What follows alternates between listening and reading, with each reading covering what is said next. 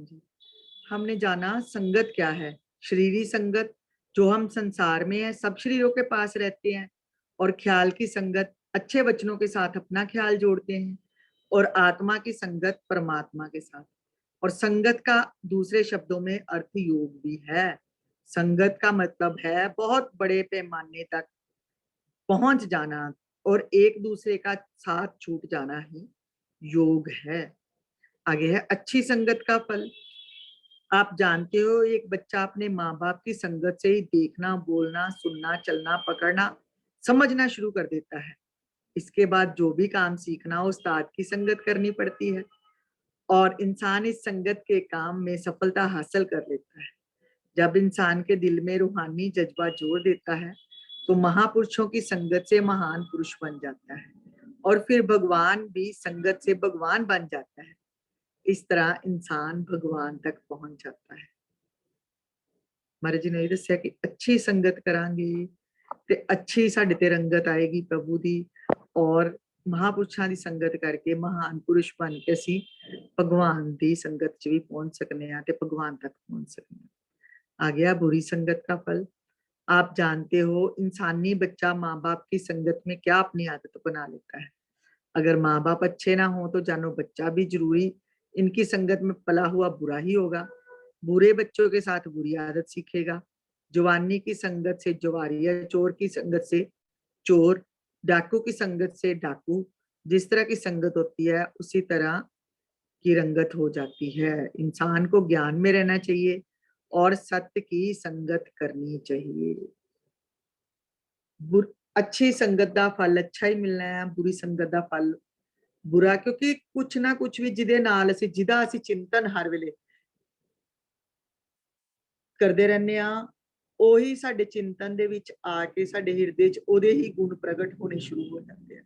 ਤੇ ਜਿਸ ਤਰ੍ਹਾਂ ਦੀ ਅਸੀਂ ਸੰਗਤ 'ਚ ਰਵਾਂਗੇ ਉਸ ਤਰ੍ਹਾਂ ਦਾ ਹੀ ਸਾਡਾ ਚਿੰਤਨ ਬਣੇਗਾ। ਠੀਕ ਹੈ ਨਾ। चिंतन करे सो मिले बिहारी, चिंता करे सो मिले बीमारी। ਤੇ ਇਸੇ ਕਰਕੇ चिंतन ਜਦੋਂ ਪ੍ਰਭੂ ਦੇ ਨਾਮ ਦਾ ਸਿਮਰਨ ਕਰਦੇ ਰਹਿੰਦੇ ਆ ਤੇ ਸਾਨੂੰ ਪ੍ਰਭੂ ਜਿਹੜੇ ਆ ਆਪਣੇ ਆਪ ਦਰਸ਼ਨ ਦਿੰਦੇ ਆ। ਹਾਂਜੀ। आगे योग की संगत करनी जरूरी है।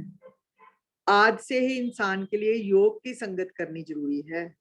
जिसने योग की संगत नहीं की वह सच्चा इंसान नहीं और सच्चा भक्त नहीं। शरीरी योग इस तरह है, पहले हम अपने शरीर में सबसे इत्तेफाक करें, घर में बहुत इत्तेफाक हो, और फिर अपने मोहल्ले में, फिर अपने संसार में जो भी शरीर मिले इत्तेफाक। धर्म प्रेम को अपना सच्चा साथी जाने, सच्चे पुरुषों का साथ करे और उनके अच्छे वचन सुने। इत्तेफाक धर्म प्रेम पर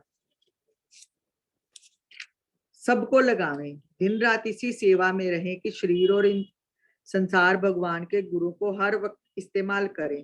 जब ऐसा माहौल बनेगा तो इंसान शरीर में ख्याल को ठहराने के काबिल होगा। इसके बाद ख्याल एक शब्द नाम शक्ति के साथ लगाकर ख्याल को भी शरीर के साथ योग में लगावें। ये अंतःकरण का योग है। योग का मतलब है नहीं कि एक्सरसाइज वाला योग। योग का मतलब है जुड़ना अपने आप नू, ख्याल नू, शब्द नू नाम दी शक्ति नाल लगा के शरीर नू आत्मा, शरीर आत्मा और परमात्मा दे नाल नाम सिमरन करना। शरीर को संसार में इत्तेफाक धर्म प्रेम में और ख्याल नाम शक्ति के साथ और आत्मा को परमात्मा में मिलावें।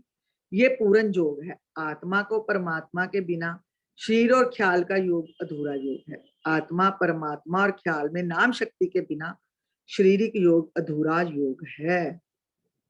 जब शरीर इत्तेफाक धर्म प्रेम और ख्याल नाम शक्ति आत्मा परमात्मा तीनों रूपों में ठीक मिल जाए तो योग का सफर पूरा हो जाता है। और कई सज्जन तो यूं भी मानते हैं कि आत्मा परमात्मा को मिला देने से योग पूर्ण हो जाता है। ख्याल और शरीर आप ही ठीक हो जाते हैं।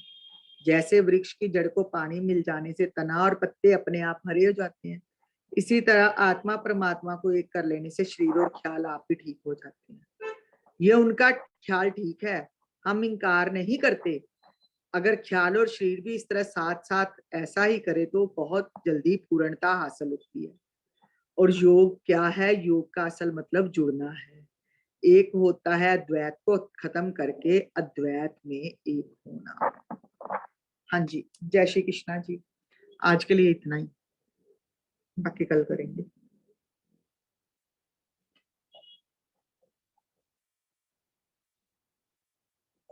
आशु जी,